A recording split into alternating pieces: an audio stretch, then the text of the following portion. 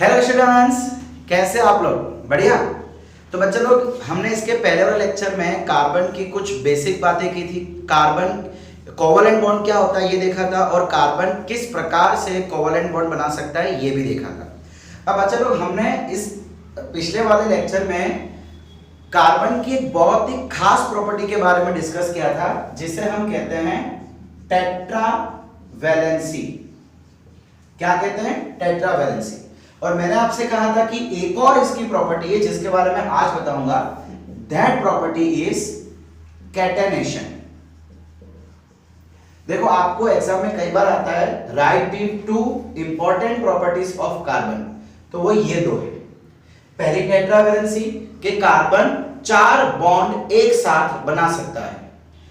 दूसरी property catenation. Catenation का मतलब क्या है कि बच्चा कार्बन एक साथ 4 बॉन्ड तो बना सकता है। अब कार्बन ऐसा है कि वो दूसरे कार्बन एटम से भी 4 बॉन्ड बना सकता है। देखो, अगर मैं हाइड्रोजन की बात करूं तो हाइड्रोजन सिर्फ और सिर्फ एक ही दूसरे हाइड्रोजन से जुड़ सकता है।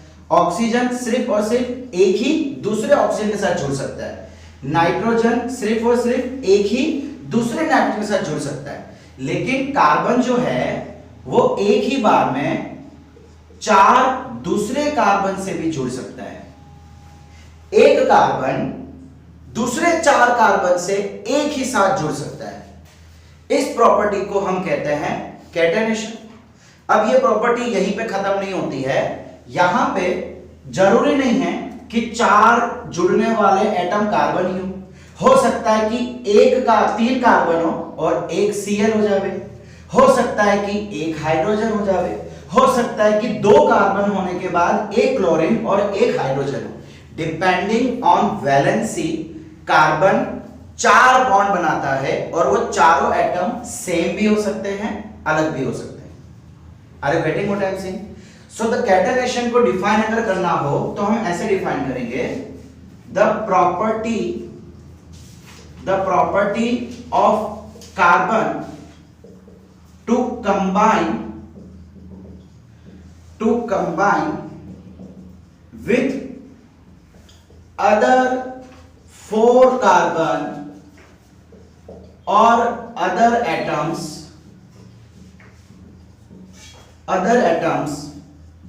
based on their valencies,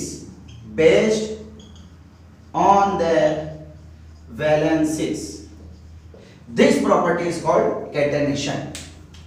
देखो बच्चे लोग, आप जब टेक्स्ट बुक में देखेंगे ना तो आपको वर्डिंग्स कुछ अलग मिलेंगे, नोट्स में देखेंगे तो वर्डिंग्स कुछ अलग मिलेंगे, बट मीनिंग यही होगा। मैं चाहता हूं कि आप भी ये चीज सीखें, चीजों को रट्टा नहीं मारना है। ओके, समझ के अपना बना के आप उसको लिख सकते हो। अब बच्चा, कैटेनेशन की वजह से ही कार्बन जो है एक लंबी चेन बना सकता है। यानी कि इस टाइप से कार्बन के अलग अलग मॉलिक्यूल्स बनते हैं जिसमें लंबी चेन अवेलेबल हो सकती है। अब ये लंबी चेन क्या होता है ये हम देखेंगे थोड़ा आगे जाके। अब लॉन्ग चेन के साथ साथ कार्बन की ब्रांच्ड चेन भी बन सकती है। मतलब हो सकता है कि किसी कार्बन के नीचे दूसरा कार्बन, किसी कार्बन के ऊपर दूसरा कार्बन। मतलब कार्बन जो है बच्चा लोग देखो, एक कार्बन दूसरे कार्बन से कंबाइंड है, दूसरा कार्बन तीसरे से और एक से चौथे से भी कंबाइंड। ये वाला कार्बन इसके साथ, इसके साथ, इसके साथ। यानी कि कैटेनेशन प्रॉपर्टी के वजह से एक कार्बन एक लंबी चेन बना सकता है। ठीक है, इस लंबी चेन को नाम भी दिया जाता है, जिसके बारे में हम थोड़ा आगे जाके देखेंगे। समझ आया बच्चा लोग? ओके, चलिए अब हम बात करते हैं हाइड्रोकार्बन्स की। अच्छा, एक चीज कि ये इतना लॉन्ग चेन बनाने के कारण ही कार्बन के जो इस तरीके के मॉलिक्यूल्स होते हैं ना वो काफी स्ट्रॉन्ग रहते हैं। कोवलेंट बॉन्ड वीक होता है एग्री, आयनिक बॉन्ड के कंपैरिजन में वीक रहेगा एग्री। बट अभी अगर मैं सिर्फ कार्बन की बात करूं तो जो कार्बन की जो लंबी चेनें होती है, अलग अलग मॉलिक्यूल्स होते हैं, वो काफी स्ट्रॉन्ग रहते हैं, वो इतना इजीली टूट नहीं सकते। एज पर एग्जांपल, आपने घर में चूहे मारने की दवाई लाए होंगे, फिनाइल करके आप बोलते हैं उसको, है ना, फिनाइल की वाइट गोलियां आती है। अब वो किससे बनी होती है? फिनोल्फ्थैलिन से। फिनोल्फ्थैलिन क्या है? Nothing but the molecule of carbon. वो क्या है? एक कार्बन का मॉलिक्यूल है। वो जल्दी टूटती नहीं है, उसे तोड़ के देखो, टूटेगी लेकिन जल्दी नहीं टूटेगी, यानी कि कंपैरेटिवली कोवलेंट बॉन्ड के कंपैरिजन में वो स्ट्रांग रहता है। ठीक है, सो कैटनेशन के कुछ फायदे हैं जो अभी अभी हमने देखे। अब चलो अब हम बात करते हैं हाइड्रोकार्बन की। ये हाइड्रोकार्बन क्या होता है? देखो, एक ऑर्गेनिक कंपाउंड के बारे में हमने बात की थी। सो हाइड्रोकार्बन को ऑर्गेनिक कंपाउंड भी कहा जाता है। पहले चलो इसकी डेफिनेशन देखें। हाइड्रोकार्बन आर द कंपाउंड्स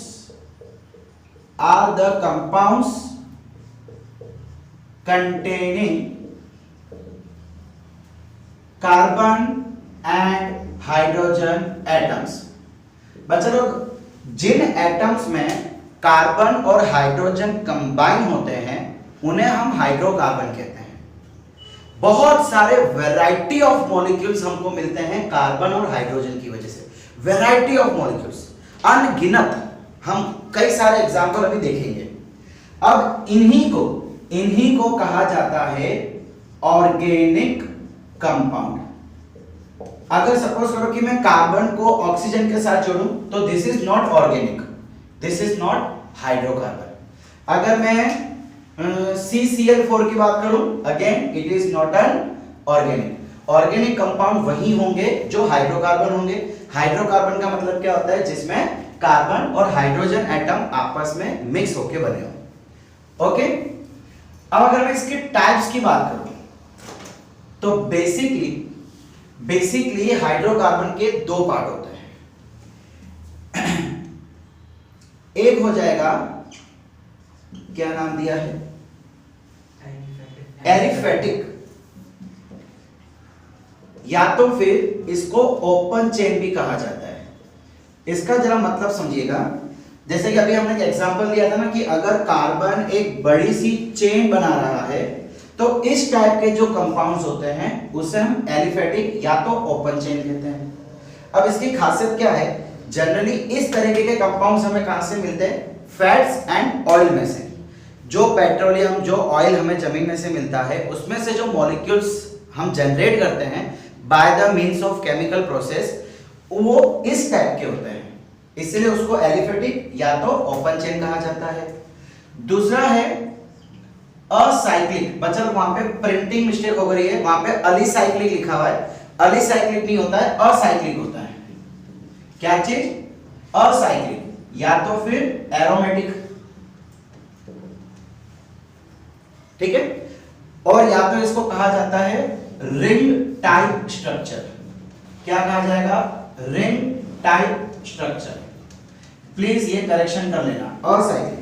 अब अच्छा, इसमें क्या होगा कि कार्बन एक दूसरे से जुड़े तो होंगे लेकिन वो एक रिंग बना रहे होंगे, एक क्लोज स्ट्रक्चर बना रहे होंगे। इसको क्लोज्ड स्ट्रक्चर भी कहा जाता है। ठीक है,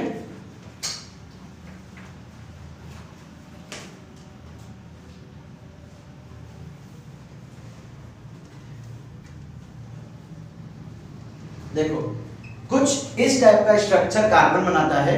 सबसे बेसिक स्ट्रक्चर जो कार्बन का इस टाइप का होता है उसे नाम दिया गया है बेंजीन। क्या नाम दिया गया है? बेंजीन।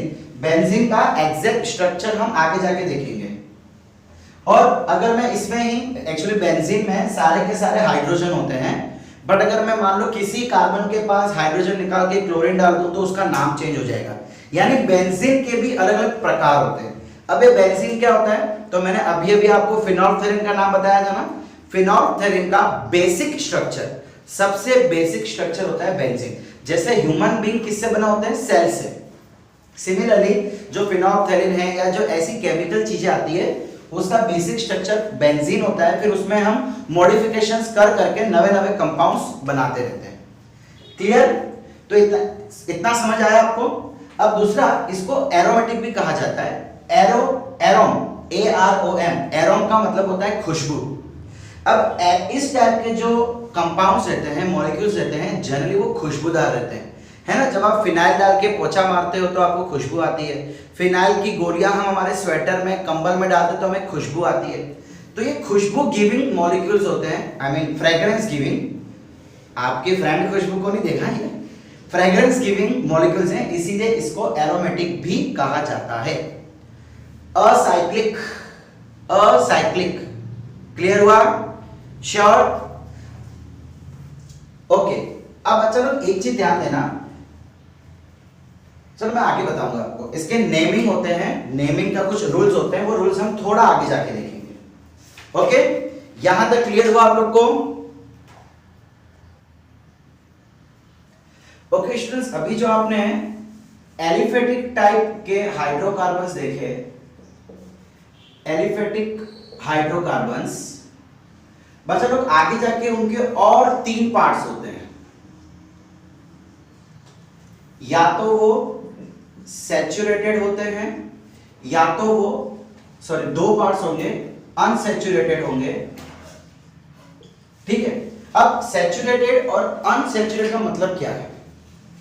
देखो, अगर ऐसा कोई कंपाउंड है, हाइड्रोकार्बन का ऐसा कोई कंपाउंड है जिसमें सारे के सारे सिंगल बॉन्ड है, जिसमें सारे के सारे सिंगल बॉन्ड है, उसे हम कहते हैं सैचुरेटेड। और अगर किसी कंपाउंड में एक भी डबल बॉन्ड या एक भी ट्रिपल बॉन्ड आ गया, एक भी डबल बॉन्ड या एक भी ट्रिपल बॉन्ड आ गया, तो वो बन जाएंगे अनसैचुरेटेड। अब बच्चा लोग, मैं थोड़ा इस चैप्टर में जब हम आगे बढ़ेंगे ना, आपको तब वापस बताऊंगा कि क्यों इसको सैचुरेटेड का नाम दिया गया और क्यों इसको अनसैचुरेटेड का नाम दिया गया। आपने, अगर आपको याद हो तो स्टैंडर्ड 9th में सैचुरेटेड सॉल्यूशन, अनसैचुरेटेड सॉल्यूशन के बारे में पढ़ा था। जो सेंस वहां पे था वही सेंस यहां पे भी है। क्या था सैचुरेटेड सॉल्यूशन का मतलब? कि ऐसा कोई सॉल्यूशन जिसमें और सॉल्यूट डिसॉल्व नहीं हो सकता। सिमिलरली एक ऐसा कंपाउंड जिसमें और कोई एटम जुड़ नहीं सकता, उसे हम कहते हैं सैचुरेटेड। और ये कंपाउंड ऐसे होते हैं जिसमें कोई एक और नवा एलिमेंट उसमें जुड़ सकेगा। अभी आपको समझ नहीं आएगा सर ये कैसे जुड़ सकेगा, नहीं जुड़ सकेगा। जैसे जैसे हम चैप्टर के साथ साथ आगे बढ़ेंगे, थोड़ी अभी नॉलेज हमें और जरूरी है, तब जाके ये चीज एग्जैक्टली समझ आएगी। अब इसे कितना याद रखो कि जिसमें सिंगल बॉन्ड होते हैं वो सैचुरेटेड कहलाते हैं, और जिसमें डबल या ट्रिपल बॉन्ड होते हैं उसे हम क्या कहते हैं? अनसैचुरेटेड। सैचुरेटेड के जितने भी मॉलिक्यूल्स होते हैं उन्हें हम कहते हैं अल्केन्स। क्या कहा जाता है? अल्केन्स। और डबल बॉन्ड वाले जितने भी मॉलिक्यूल रहते हैं उन्हें हम कहते हैं अल्कीन्स, और ट्रिपल बॉन्ड के जितने भी मॉलिक्यूल्स रहते हैं उन्हें हम कहते हैं अल्काइंस। क्लियर हुआ? एलिफेटिक हाइड्रोकार्बन के 2 टाइप, सैचुरेटेड, अनसैचुरेटेड। अनसैचुरेटेड के वापस 2 टाइप, जिसमें डबल या ट्रिपल आएगा। अब सिंगल बॉन्ड वाले मॉलिक्यूल, डबल और ट्रिपल बॉन्ड वाले मॉलिक्यूल को एक और नया नाम दे दिया गया। इसका इनिशियल देखो, इनिशियल तो अल्क अल्क अल्क है। अगर सिंगल बॉन्ड है तो एन, डबल बॉन्ड है तो इन, और ट्रिपल बॉन्ड है तो आइन। क्लियर हुआ? पक्का? 100%? ओके। अब अच्छा लोग, इसके आगे हमें शुरू करना है नोमेनक्लेचर्स। क्या चीज? नोमेनक्लेचर। नोमेनक्लेचर का मतलब क्या है? द मेथड और प्रोसीजर और set of rules used to give a particular name